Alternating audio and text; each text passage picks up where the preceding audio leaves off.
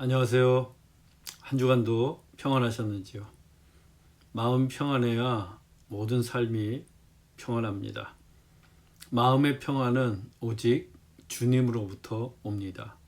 그래서 주님 안에서 사는 게 정말 중요합니다.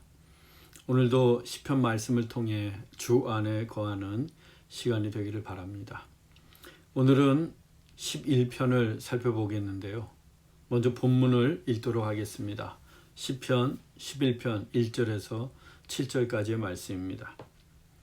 내가 여호와께 피하였거늘 너희가 내 영혼에게 새같이 내 산으로 도망하라 함은 어찌함인가. 악인이 활을 당기고 화살을 시위에 먹이며 마음이 바른 자를 어두운 데서 쏘려 하는도다. 터가 무너지면 의인이 무엇을 하랴. 여호와께서는 그의 성전에 계시고 여호와의 보좌는 하늘에 있으며 그의 눈이 인생을 통촉하시고 그의 안목이 그들을 감찰하시도다. 여호와는 의인을 감찰하시고 악인과 폭력을 좋아하는 자를 마음에 미워하시도다. 악인에게 그물을 던지시리니 불과 유황과 태우는 바람이 그들의 잔에 소득이 되리로다. 여호와는 의로우사 의로운 일을 좋아하시나니 정직한 자는 그의 얼굴을 배우리오다. 아멘. 이 본문을 가지고 터가 무너지면 무엇을 하랴? 터가 무너지면 무엇을 하랴? 이 제목으로 하나님 말씀 나누겠습니다. 집을 지을 때 가장 중요한 것은 기초공사입니다. 기초공사를 제대로 하지 않으면 그야말로 부실공사가 되어 언젠가는 그 집이 무너지게 됩니다. 우리는 뉴스를 통해서 기초공사 부실로 인해 하중을 견디지 못한 건물과 다리가 완전히 무너져 내리는 것을 종종 목격하게 됩니다. 그래서 뜻밖의 사고를 당해 재산은 물론 인명까지도 피해를 입게 됩니다. 예수님도 모래 위에 집을 짓는 어리석은 자가 되지 말라고 말씀하셨습니다. 모래 위에 아무리 멋들어지고 화려한 집을 지어도 비가 내리고 창수가 나고 바람이 불면 한순간에 무너지기 때문입니다. 그래서 예수님은 튼튼한 반석 위에 집을 짓는 지혜로운 자가 되라고 말씀하셨습니다. 그래야 비가 내리고 창수가 나고 바람이 불어도 집이 무너지지 않기 때문입니다. 집이나 건물만 그런 것이 아니라 우리 신앙도 마찬가지입니다. 신앙도 기초, 즉 터가 중요합니다. 터를 든든히 세워야 합니다. 그래야 우리 인생에 비가 내리고 창수가 나고 바람이 불어도 우리의 믿음을 지켜낼 수가 있습니다. 오늘의 시편도 신앙의 터가 중요함을 깨우쳐줍니다. 시편의 표제가 이렇습니다. 다윗의 시 인도자를 따라 부르는 노래. 이 표제를 통해 우리는 시편 11편의 저자가 다윗임을 알 수 있습니다. 그리고 이 시편은 인도자, 즉 찬양대 지휘자의 지휘를 따라 부르는 시편입니다. 그 시편이 이렇게 시작합니다. 본문 1절입니다. 내가 여호와께 피하였거늘 너희가 내 영혼에게 새같이 내 산으로 도망하라 함은 어찌함인가. 내가 여호와께 피하였거늘 다윗이 하나님께 피했습니다. 특히 여호와께 피하였거늘 이 표현은 하나님의 전인 성전으로 피했다는 시적인 표현입니다. 다윗이 대적자들에게 쫓겨다니다가 하나님이 계신 성전으로 피했습니다. 우리는 그때가 언제인지 정확히 알 수는 없습니다. 대략적으로 다윗이 사울의 추격을 피해 성전으로 도망쳤을 때가 아닌가 추측해 볼 수는 있습니다. 사울왕은 다윗에 대한 시기심으로 끊임없이 다윗을 죽이려고 했습니다. 궁에서는 단창을 던져 죽이려고 했고 전쟁터에서는 블레셋 사람의 손을 빌려 죽이려고 했습니다. 또 다윗이 라마 나요스로 도망을 가자 사울은 그곳까지 전령들을 보내어 죽이려고 했습니다. 사실 다윗에게는 잘못한 일이 없었습니다. 그는 이스라엘을 전쟁에서 구한 영웅이었고 사울의 충성스러운 신하였습니다. 더욱이 그는 사울 왕의 사위였습니다. 그런데도 사울은 시기심으로 가득해서 다윗을 죽이려고 합니다. 전국에 다윗을 사살하라는 명령까지 내렸습니다. 이때부터 다윗의 길고도 긴 도피 생활이 시작이 됩니다. 가족과도 친구 요나단과도 눈물의 이별을 하고 먼 길을 떠나야 합니다. 그때 다윗이 제일 먼저 도망친 곳이 어디인가? 놉당에 있는 성소였습니다. 놉당에 있는 성소는 예루살렘 성전이 지어지기 전에 성막을 모셔놓은 것입니다. 이 성막은 모세가 하나님의 명을 받아 광야에서 만들었던 바로 그 성막이었습니다. 이스라엘 자손들은 희생제사를 모두 이 성막에서 드렸고 절기도 이 성소에서 지켰습니다. 그런데 사울 왕이 있는 기브아 성과 이 놉당의 성소까지의 거리는 불과 4km밖에 되지 않습니다. 다윗이 도망을 가려면 더 먼 곳으로 도망가야 하지 않겠습니까? 이왕 도망가는 거. 더욱이 사울이 이미 공개적으로 다윗을 죽이라고 공표까지 했습니다. 그런데도 다윗은 성소로 피했습니다. 왜? 여호와께 피하고 싶었기 때문입니다. 하나님께 피하기를 원했기 때문입니다. 그는 하나님께 피해서 하나님의 뜻을 구했습니다. 지금 도망쳐야 하는데 어디로 가야 할지 다윗은 알 길이 없었습니다. 광야로 가야 할지, 들로 가야 할지, 산으로 올라갈지 도무지 모르겠습니다. 그래서 일단 성소를 찾아가 여호와께 피했던 것입니다. 이 같은 상황이 시편 본문의 배경과 정확히 일치하는지는 확인할 길이 없습니다. 그렇지만 다윗은 시편에서도 본문에서도 하나님께 피했다는 것은 동일합니다. 다윗은 위기가 올 때마다 하나님께 피했습니다. 다윗의 최우선의 피난처는 여호와 하나님이셨어요. 여러분은 위급한 상황이 오면 혹은 고난이 오면 제일 먼저 어디로 피하십니까? 누굴 찾으세요? 사람입니까? 건물입니까? 돈입니까? 다윗처럼 하나님께 피하기를 원합니다. 제일 먼저 성소를 찾아가 하나님께 피하십시오. 세상은 그런 우리를 이해 못할 수도 있습니다. 다윗이 하나님께 피했을 때 새같이 산으로 도망하라고 할 수도 있어요. 새처럼 날아가듯 재빨리 산으로 도망이나 칠 것이지 무슨 성소를 찾아가느냐고 놀려댈 수도 있다는 것입니다. 세상은 하나님을 피난처로 믿고 있지 않기 때문입니다. 이성적으로 생각하면 궁에서 멀리 떨어진 산이 더 안전한 듯합니다. 더 깊은 산속이라면 더 안전하게 보입니다. 세상이 놀려대는 소리에 마음의 불안함이 슬며시 자리 잡습니다. 그런데 세상이 한 수를 더 치고 들어옵니다. 본문 2절입니다. 악인이 활을 당기고 화살을 시위에 먹이며 마음이 바른 자를 어두운 데서 쏘려 하는도다. 악인이 마음이 바른 자를 뒤쫓고 있습니다. 악인은 하나님을 대적하는 자이고 마음이 바른 자는 하나님을 섬기는 자입니다. 이 마음이 바른 자는 성소에 있는 하나님에게 몸을 피했습니다. 세상이 그 상황을 보며 조롱합니다. 새처럼 산으로 피할 것이지 뭐 하는 거냐며. 그리고 악인이 너를 노리고 있다고 경고합니다. 활을 힘껏 당겨서 금방이라도 화살을 쏠 태세를 갖추고 어두운 데서 은밀하게 너를 쏘려고 한다고 합니다. 참으로 무섭습니다. 이러면 마음이 바른 자는 더 불안해지고 두려움도 더 짙어질 수 있습니다. 세상은 그런 의인을 향해서 이 상황을 끝내려는 듯 회심의 일격을 가합니다. 본문 3절입니다. 터가 무너지면 의인이 무엇을 하랴? 터가 무너지면 의인이 무엇을 하랴?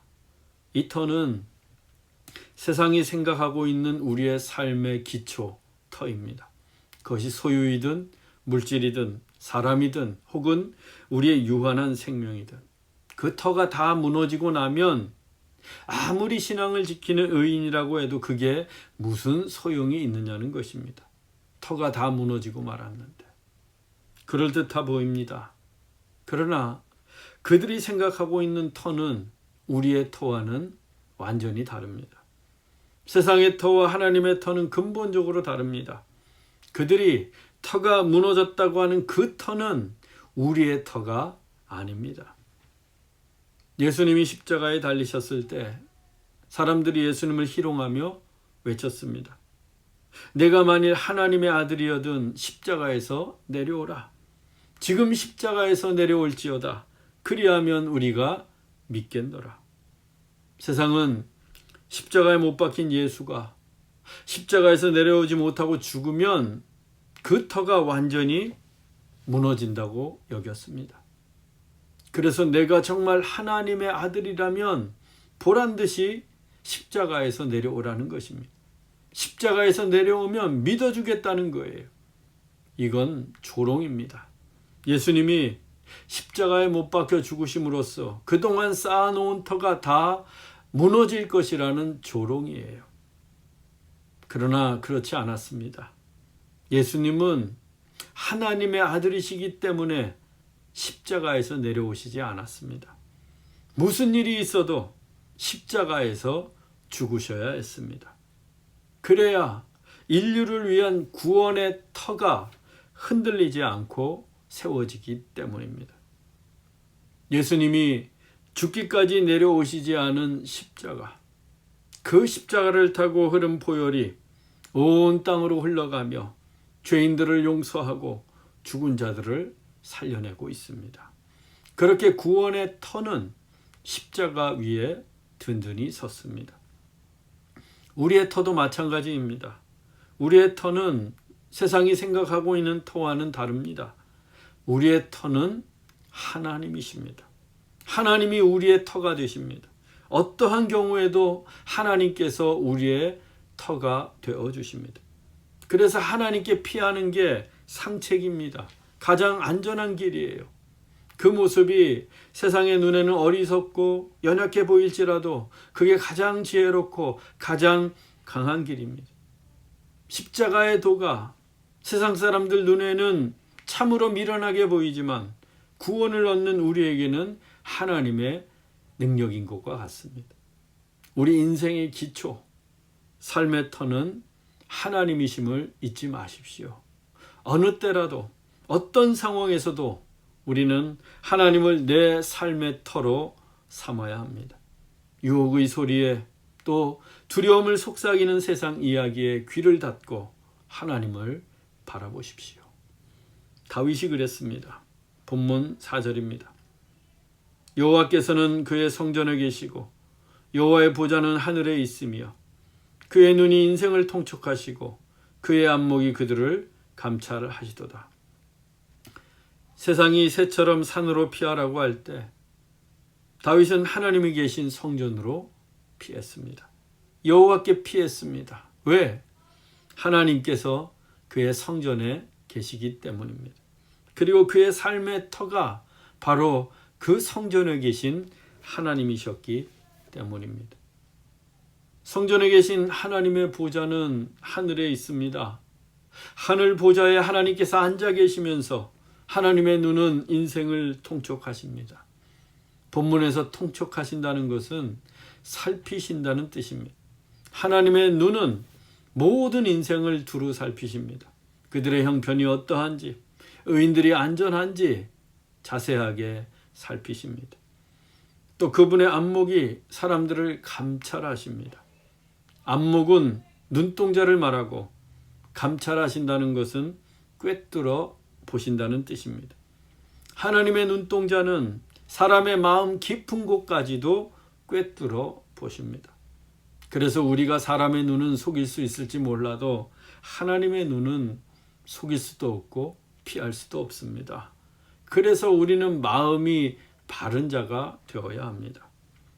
하나님께서 이렇게 인생을 통촉하시고 감찰하시는 이유는 의인을 돌보시고 악인을 심판하시기 위함입니다. 하나님은 정의로우신 하나님이시기 때문입니다. 본문 5절입니다. 여호와는 의인을 감찰하시고 악인과 폭력을 좋아하는 자를 마음에 미워하시도다. 이 본문에서 감찰하시고는 또 다른 뜻이 있는데요. 가려내시고 라는 의미입니다. 가려내시고. 하나님은 이 세상으로부터 의인들을 가려내십니다. 마치 농부가 추수 때 알곡을 가려내듯이 하나님은 의인들을 감찰, 가려내십니다.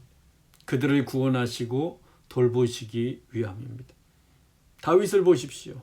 그렇게 사울이 죽이려고 하고 3,000명이나 되는 군대를 동원해서 다윗을 잡으려고 했지만 다윗의 머리카락 하나도 해할 수가 없었습니다. 오히려 사울의 옷자락을 벤 사람은 도망쳐 다니는 다윗이었어요. 하나님께서 하나님을 피난처로 삼은 다윗을 감찰, 가려내셨기 때문입니다. 그 대신 하나님은 악인과 폭력을 좋아하는 자를 미워하십니다. 다윗이 높당에 있는 성소로 피한 뒤에 진설병을 얻어먹고 다른 곳으로 떠났습니다. 뒤늦게 그 사실을 알게 된 사울이 어떻게 했습니까? 세마포 옷을 입은 제사장 85명을 칼로 도륙하고 제사장 성읍의 남녀와 아이들, 젖먹는 자들과 소와 나귀와 양을 전부 몰살시켰습니다. 다윗을 숨겨주었다는 이유 때문입니다. 그래서 분노한 사울이 제사장 가문을 전부 죽여버렸어요. 제사장 나라인 이스라엘에서 있을 수 없는 폭력이 벌어진 것입니다. 그야말로 사울은 악인이었고 폭력을 서슴지 않는 자였습니다. 그런 자를 하나님께서 미워하시는 것은 당연한 일입니다. 여러분, 폭력은 멋지지 않습니다. 주먹이 세다고 힘자랑할 게 절대 아닙니다.